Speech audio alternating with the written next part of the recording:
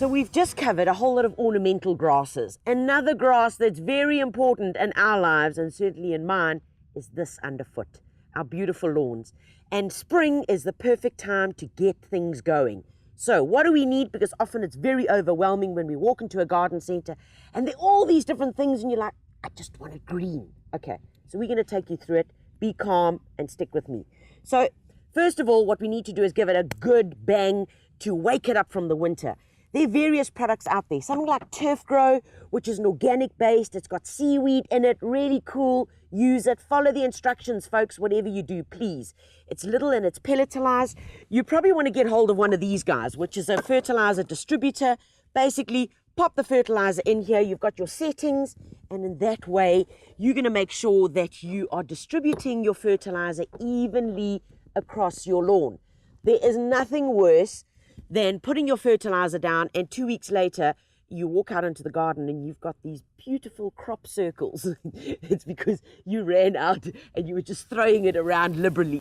There are various other fertilizers out there, organic pellets, 713s, the Turf Grow, but I really do enjoy something that's got a seaweed base. So have a look out for that when you are considering doing it for your lawn.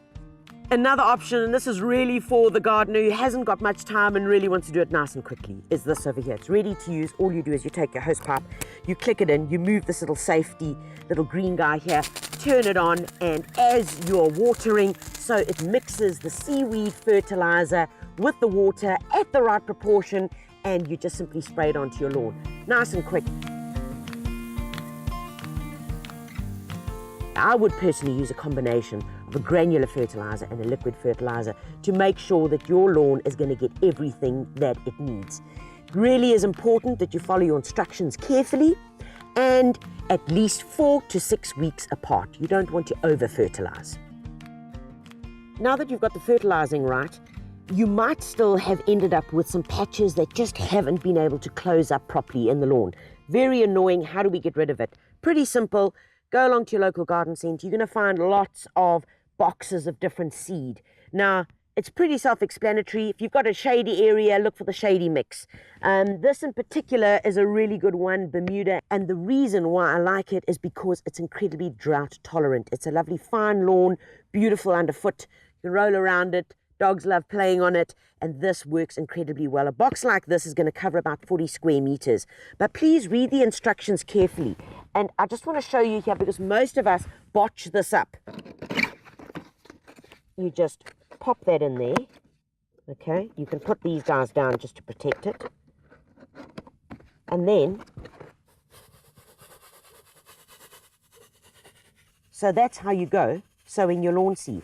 All these little perforations work beautifully, comes out nice and evenly, so you're not going to end up with a bang, a big area of lawn seed germinating in one area. Remember, with any seed, it's important to do your preparation. So if you've got a patch, turn it over nicely, put a bit of compost, some bone meal in it, rake it over evenly, and then simply sow your lawn seed. When you're sowing your lawn seed, once you've done that, a quick raking over and you're good to go.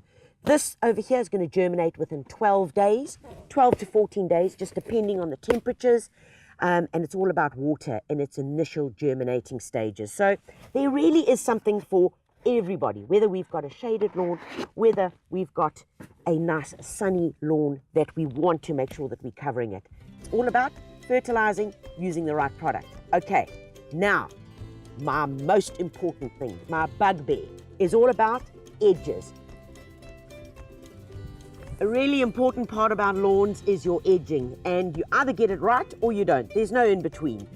In order to make your life a whole lot easier with clipping your edges, try one of these things.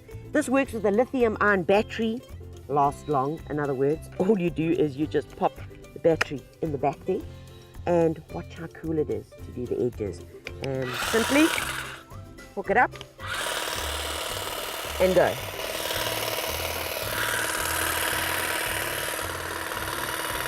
What I like about it is certainly on the edges, because of this flat blade, you can literally hook it on to, if you've got either cobble edging or bricks like this, and simply just glide it all the way along.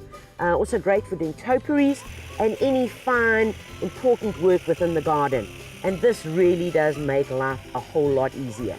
another option that you can do when you're doing your edges, but please, you've got to be very careful. The operator has to be in control at all times, and that's a trimmer.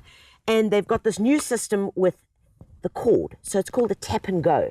So as you are busy cutting and your cord gets shorter, because that's what happens, all you do at the bottom here is you just tap it on the ground and out feeds the cord automatically. Really works nicely. Please, just the most important thing you've got to be careful of is that when you're cutting, that you do an even stroke and you don't cut your lawn too short.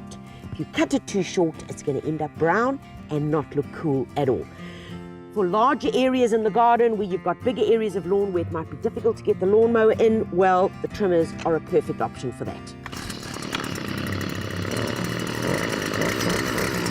When working with power tools in the garden, always be sure to wear protective gear. A responsible gardener means a happy gardener.